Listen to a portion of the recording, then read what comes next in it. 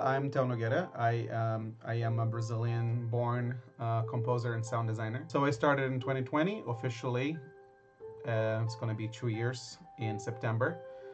And I am now the audio lead and main composer for the project. When the position came up in 2020, because they didn't have anybody in-house working with them specifically for music and sound design, I submitted a demo and I told them I would love to work with you because I love Earthlock, I love the world created in Umbra, and it would be a pleasure to be able to work with both music and sound design for you. Growing up, I studied music since I was very young, and that meant that I had to understand how do I come up with things. So I have to see something. I need to see either a concept art, or I need to see an animation or an environment, or have an idea of how things are going to be visually. It's the reason why most of us composers and sound designers come in last in all of these different projects, is because the work we do is much based on the visual side of things.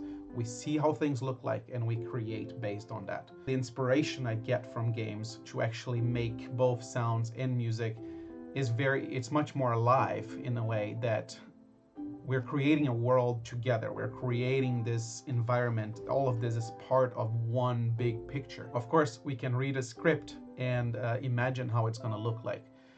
But when you actually see it, the inspiration is much stronger and it's much easier to come up with something that's more memorable and interesting.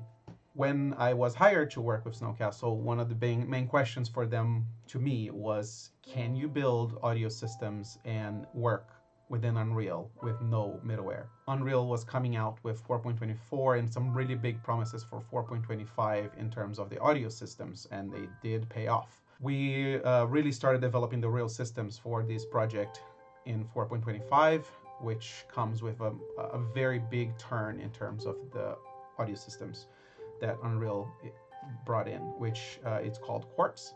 It's a system that will give you a perfect connection between music cues, so you can finish a cue and go to the next perfectly matched without any cuts, without any weird wonky transitions.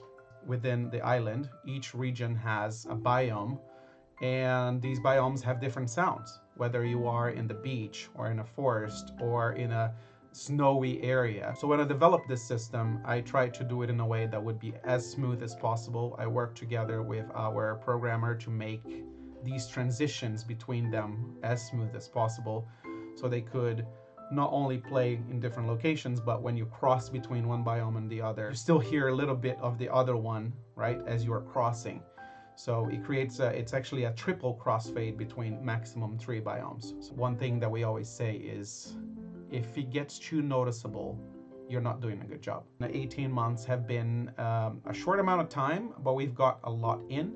The music is far from finished. There is a few cues still to be finished to make sure they are complete and they sound really good within the game. Right now, as we are in early access, the focus was, let's just put the music in.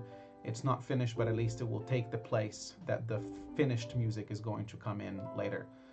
I'm very much a thematic composer. I like to come up with themes or ideas for a specific part, location, character, something that will remind you of that. And when it comes back, you're going to hear it again and again.